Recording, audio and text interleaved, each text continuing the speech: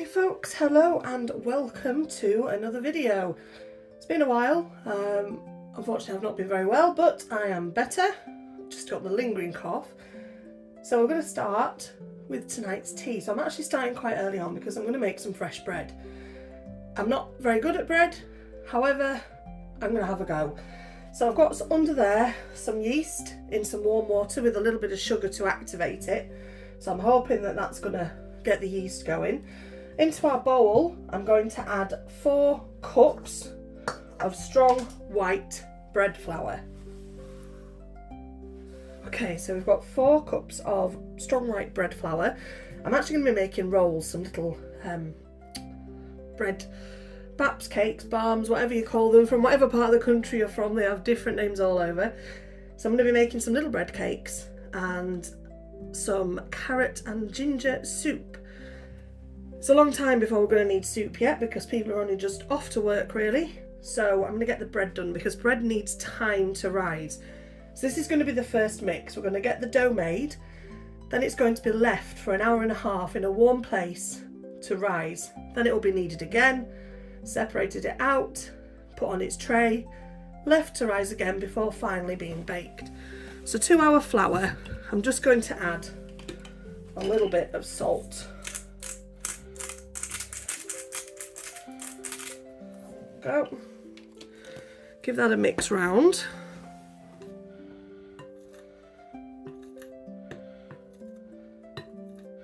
Make a bit of a well in the middle. And then we'll have a check of our yeast. Okay, so this is our yeast and sugar. And if you look at that frothiness in the middle, can you see that? Yep. That tells you that the yeast is active. After a while, yeast can actually go off. So you need to make sure that you get that kind of frothiness, which shows you that the yeast is feeding on the sugar. And then you know that it's going to work to make your bread rise. So I'm just going to add that into our centre of our bowl. Make sure I got all of it. And then we're going to get this to form a dough, hopefully. Like I say, I'm not the best at bread, but we'll see how we go. This might go horribly wrong. My mum used to make her own bread, and so did my grandma, but that's something I never really, I don't know, never really did, I suppose, because in the modern day it's so easy to just buy part-baked rolls or buy fresh bread. But we'll see how we go. Right. I'm going to put a little bit of flour on my hands. I can actually smell the yeast. See if we can get this to form a dough.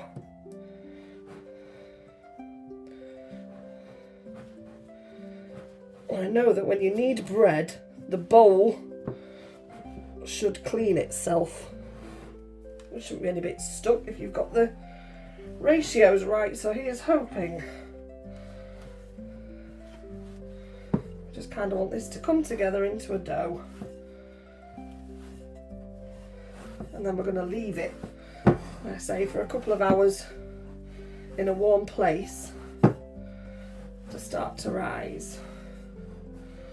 Okay, that's not looking too bad.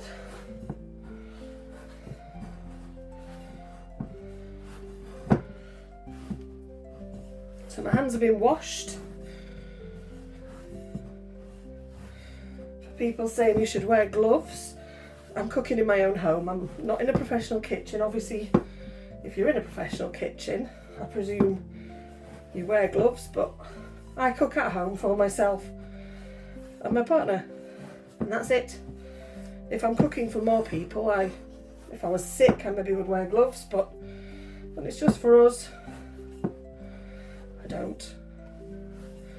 Okay, so can you see how that's starting to leave the bowl quite clean, which is what we're after.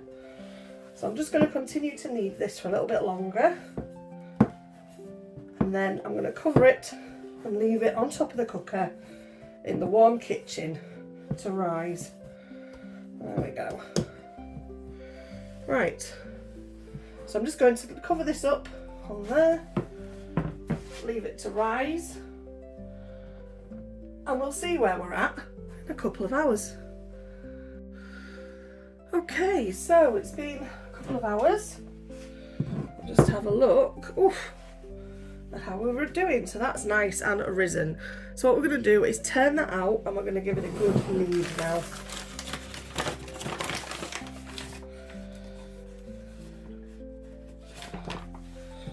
Okay, so I'm just going to give this a good knead through. You can see how light and airy that is. So poofy. So we're going to give it a good knead, and then it's going to be shaped and put for its second rise even. So I can remember that you have to knead and then shape and then put it to rise again. So that is what we're going to do. So I won't film hours and hours of me kneading bread, but I'm going to knead it for about 10 minutes just to get that elasticity going. Having spoken to my mum, that's what you need to do. So I'll be back in a minute when I've kneaded that through. Okay, so it's been kneaded through for about 10 minutes and I've just started shaping it into little bread cakes, I suppose, like that. And they're going onto a really well greased tray. So I've separated it out into equal measures. So I've got 6 equal measures. I'm going to knead it all together. And as you knead it, try and shape it into little domes. Like that. Yep, you can see that. And I put them on the tray. So I'm going to do that now, and then once they're done we're going to set them aside again for another hour or so for the second rise.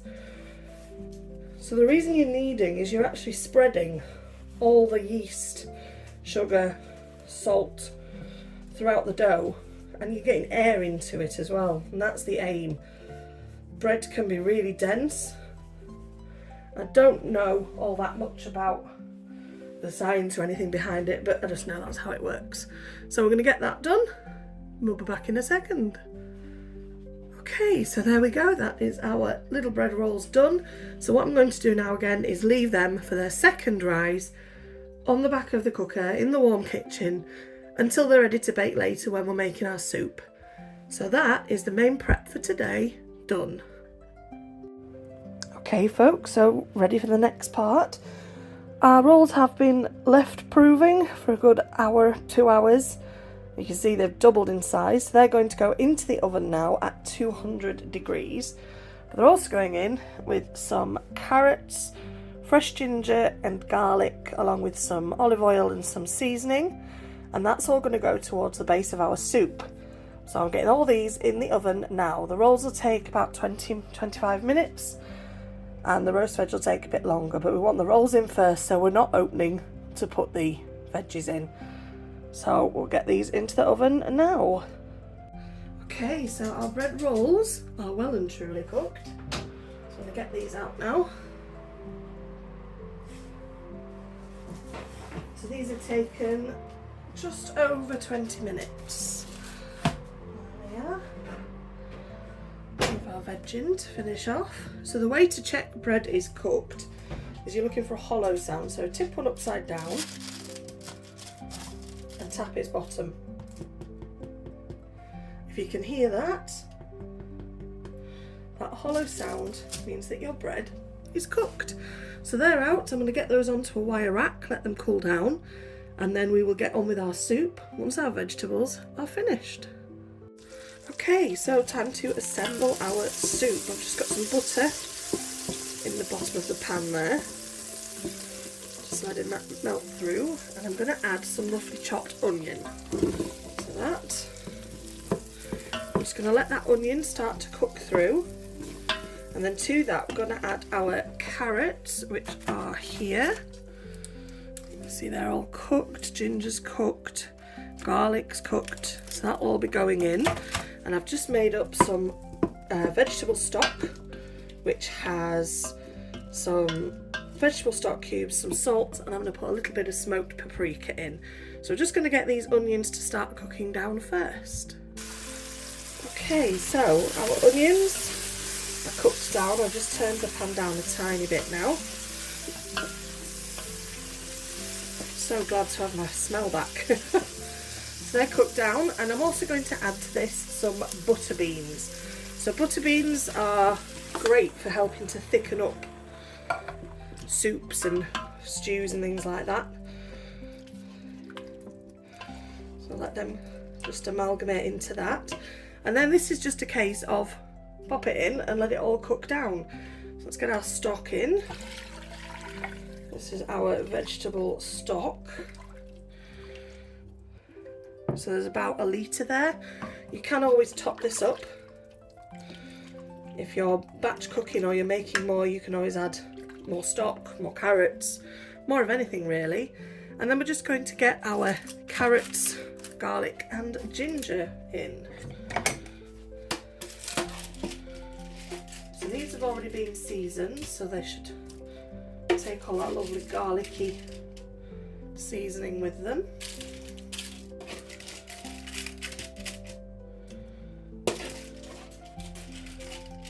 So this should do us for 2 meals. So tonight's tea and tomorrow's lunch. If I was batch cooking, I'd have probably done 2 trays of carrots. Quite a lot more in terms of onion and garlic, etc. There we are. So now, before we blend anything, we're just going to sit and let that cook together, get all those flavours in together, and then we can have a taste and determine if we need to add any more ginger or salt and pepper, that kind of thing. So for now, that is our soup well underway. Okay folks, so we've just blended it all through. We've added a little bit more salt and pepper, a little bit more paprika. At that, it tastes absolutely beautiful. So that is our carrot and ginger soup. And we have our lovely bread rolls.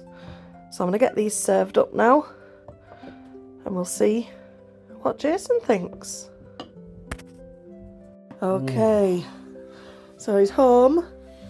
Excuse the mess in the corner. That's all the Christmas decks that we've taken down. Got a bit of a sore throat. I'm feeling poorly. I've got man flu. Man flu, so he's going to have a little try.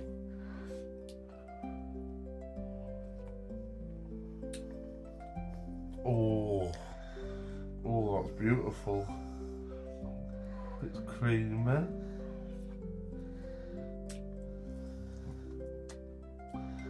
Big carrot flavour. And a bit of ginger. Onion. And mixed herbs. Well done. I mean, it's not Ramsay taste test, you don't need to guess the ingredients, but well done. Look at these soft rolls. Oh, I'll tell you what, that's an M&S advert right there. Just let me show the inside, because I wasn't too sure about these. So that's how my bread's come out, which isn't too bad. Beautiful, that's what that is. First go for a long time. I mean, it's very thick. It is, but it... Let's try a bit of that.